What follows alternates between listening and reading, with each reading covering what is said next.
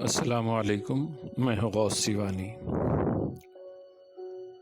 صوفی و شاعر مرزا عبدالقادر بیدل ان شاعروں میں شامل ہیں جن کا کلام ہندوستان، افغانستان اور ایران میں برابر مقبول رہا ہے، مگر اس ویران مقام کو دیکھ کر کوئی سوچ بھی نہیں سکتا کہ وہ اس جگہ ابدی نیند سو رہے ہیں۔ بیدل کا گھر دہلی میں جمنا کے کنارے ایک پرسکون مقام پر تھا۔ ان کا اسی مکان میں 23 نومبر 1720 کو انتقال ہوا اور اسی کے صحن میں دفن کیے گئے۔ یہ مغل حکمراں محمد شاہ کا زمانہ تھا۔ ان کی قبر کا مقام اب باغ بیدل کے نام سے مشہور ہے اور متھرا روڈ پر واقع ہے۔ ابتدا میں یہاں بیدل کا عرس بھی ہوا کرتا تھا اور شہر کے سخنداں یہاں جمع ہو کر ان کی کلیات پڑھتے اور اپنا تازہ کلام بھی پیش کیا کرتے تھے، مگر بعد میں ایک مدت تک یہ مقام گمنام رہا اور ان کی قبر کا لوگوں کا علم نہ رہا۔ بیدل نے ایک طویل عمر پائی اور کئی مغل بادشاہوں کے دور دیکھے۔ انہیں ہندوستان سے لے کر ایران تک پذیرائی حاصل ہوئی اور ہر دور کے اہل علم نے احترام کی نظر سے دیکھا۔ وہ تصوف پر ایمان رکھنے والوں کے لیے ایک وحدت الوجودی صوفی ہیں، تو اہل سخن کے لیے ان کی شاعری طلسم کا ایک حیرت کدہ ہے۔ بیدل کے مداحوں میں غالب سے لے کر اقبال تک شامل ہیں۔ غالب نے تو ان کی خوشہ چینی کا اعتراف بھی کیا ہے۔ وہ بحر بے کراں اور محیط بے ساحل کہتے ہیں، تو علامہ اقبال انہیں مرشد کامل اور مفکر شاعر قرار دیتے ہیں۔ غالب نے ان کی تتبع کی اور اس کا برملا اظہار بھی کیا۔ طرز بیدل میں ریختہ کہنا اسد اللہ خاں قیامت ہے۔ اقبال نے بیدل کو اپنی طرز کا موجد اور خاتم کہا ہے۔ علامہ نے ایک موقع پر فرمایا کہ دنیا میں 4 آدمی ایسے ہیں کہ جو شخص ان میں سے کسی کے طلسم میں گرفتار ہو جاتا ہے مشکل ہی سے رہائی پاتا ہے، اور وہ ہیں ابن عربی، شنکراچاریہ، بیدل اور ہیگل۔ بیدل نے بہت لکھا اور بہت خوب لکھا۔ انہوں نے مثنوی، قصائد، رباعیات اور غزلیں کہیں۔ ان کے اشعار کی تعداد لاکھوں تک بتائی جاتی ہے۔ ان کی مقبولیت کا راز ان کا انداز بیان، پرواز تخیل اور تنوع تعبیرات میں پنہاں ہے۔ بیدل کے ایک ایک شعر کی تشریح میں ایک کتاب لکھی جا سکتی ہے۔ اسی کے ساتھ وہ ایک اچھے نثر نگار بھی تھے اور ان کی نثری کتابوں میں رقعات، نکات اور 4 عنصر شہرت کی حامل ہیں۔ مرزا عبدالقادر بیدل ہندوستان کے فارسی گو شاعروں میں سر فہرست ہیں۔ ان کا لقب سیدہ گیلانی تھا اور ان کی جائے ولادت عظیم آباد یعنی پٹنہ بہار ہے۔ وہ شاہجہاں کے عہد میں دہلی چلے آئے اور یہیں قیام کیا۔ بیدل کا بچپن عظیم آباد میں گزرا۔ اسی مناسبت سے انہیں عظیم آبادی کہا گیا اور دہلی میں آ کر بس گئے، جس کے سبب وہ دہلوی مشہور ہوئے۔ ان کے آباء و اجداد ترک نسل سے تعلق رکھتے تھے۔ بیدل کے والد مرزا عبدالخالق ایک صوفی منش انسان تھے اور سلسلہ قادریہ کے فیض یافتہ تھے۔ اس لیے حضرت شیخ عبد القادر جیلانی رحمۃ اللہ علیہ سے دلی تعلق رکھتے تھے اور ان کے عقیدت مند تھے۔ بے دل کو ان سے کم ہی فائدہ اٹھانے کا موقع ملا، کیونکہ ان کی موت کے وقت وہ کم سن تھے مگر سمجھدار تھے اور شاعری کی شروعات کر چکے تھے۔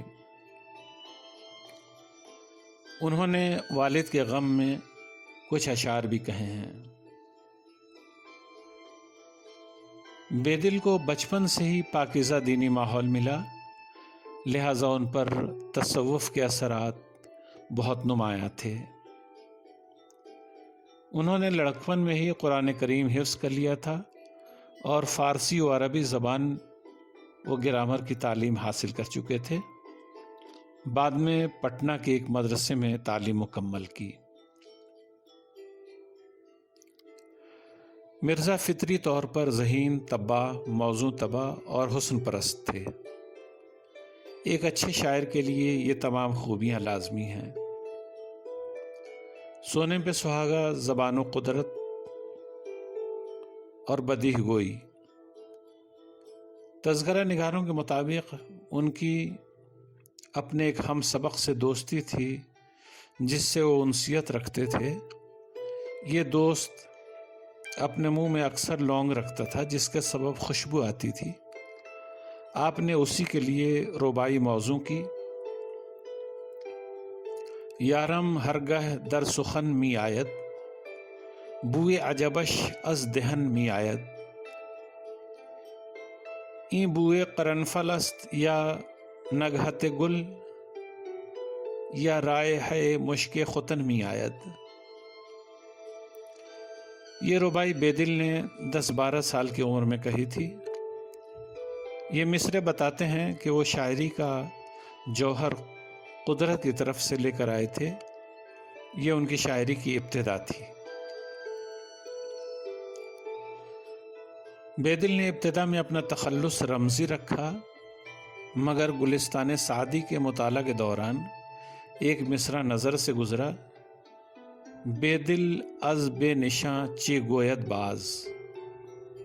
یہ مصرع پڑھ کر ان پر کیفیت طاری ہو گئی اور اپنا تخلص رمزی سے بے دل کر لیا۔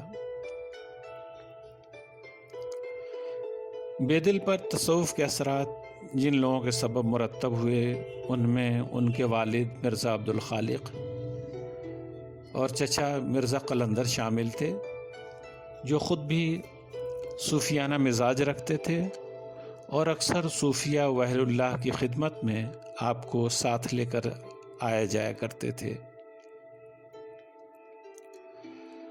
چچا تو پڑھے لکھے نہ تھے مگر اہل علم اور بزرگوں کے صحبت یافتہ تھے، لہٰذا ان کے اندر بھی علمی فکر موجود تھی اور شاعری بھی کرتے تھے۔ وہ فی البدیہہ شعر کہہ سکتے تھے۔ مولانا شاہ کمال رحمۃ اللہ علیہ قادریہ سلسلے کے ایک بزرگ تھے جن کے معتقد آپ کے والد اور چچا تھے۔ یہ پٹنہ سے تقریباً 50 میل دور آرا کے رانی ساگر علاقے میں رہتے تھے۔ آپ کے والد اور چچا روحانی تربیت کے لیے ان کے پاس جایا کرتے تھے۔ اس سفر میں آپ بھی ان کے ساتھ ہوتے اور شاہ کمال سے علمی و روحانی استفادہ کیا کرتے تھے۔ بے دل ان کے بتائے ہوئے اوراد و وظائف لکھ لیا کرتے تھے۔ شاہ کمال سے شاعری میں بھی انہوں نے فیض پایا تھا۔ شاہ کمال کے بالکل برعکس فکر و نظر کے ایک دوسرے مجذوب بزرگ تھے، شاہ ملوک، جو رانی ساگر کے قریب سرائے بنارس میں رہتے تھے۔ بے دل کو ان سے بھی خاص تعلق خاطر تھا اور ان کے پاس آیا جایا کرتے تھے۔ وہ بالکل برہنہ رہتے تھے مگر زبردست عالم و فاضل تھے اور ان کی زبان سے نکلنے والی باتیں علم و فضل کا خزانہ ہوا کرتی تھیں۔ ان کے پاس عقیدت مندوں کی بھیڑ رہتی اور وہ سب سے بے نیاز خاموش بیٹھے رہتے تھے۔ البتہ جب خلوت میں ہوتے تو بڑبڑانا شروع کر دیتے اور ان کے منہ سے نکلنے والی باتیں بہت پتے کی ہوتی تھیں۔ ایک روز تنہائی میں کچھ بک رہے تھے اور بے دل ان کی باتیں بہت غور سے سن رہے تھے۔ انہوں نے اپنے ملفوظات لکھنے کو کہا اور یہ متواتر 3 دن تک لکھتے رہے۔ اس دوران 40 اشعار جمع ہو گئے جو ہندوی یعنی اردو میں تھے۔ ان اشعار میں فلسفہ ویدانت کی اصطلاحات بھی استعمال کی گئی تھی۔ وہ دن رات بہت سے اشعار پڑھتے رہتے تھے، مگر ان کے اشعار اب محفوظ نہیں ہیں۔ اگر یہ موجود ہوتے تو اردو شاعری کے ابتدائی نمونوں میں شمار ہوتے۔ شاہ یکا آزاد ایک صاحب کشف و کرامت بزرگ تھے۔ ان سے بے دل کی پہلی ملاقات چچا مرزا قلندر کے گھر پر ہوئی تھی۔ ایک دفعہ شاہ صاحب خود ہی تشریف لائے۔ گرمی شدید تھی اور بے دل نے پنکھے سے ہواداری کی خدمت انجام دی۔ وہ بہت متاثر ہوئے اور بے دل کے روشن مستقبل کی پیشن گوئی کرتے ہوئے کہا کہ تیرے ہیولائی استعداد سے ایسی صورت ظہور میں آئے گی کہ اس کی کیفیت کے فہم سے بلند آگاہ بھی فائدہ اٹھائیں گے۔ شاہ فاضل بھی ان اہل علم میں سے ایک ہیں جن سے بے دل کو فیضیاب ہونے کا موقع ملا۔ یہ فلسفہ و منطق اور علم کلام کے ساتھ ساتھ حدیث و تفسیر میں بھی مہارت رکھتے تھے۔ بے دل کو ان کی گفتگو سن کر مزہ آ جاتا تھا۔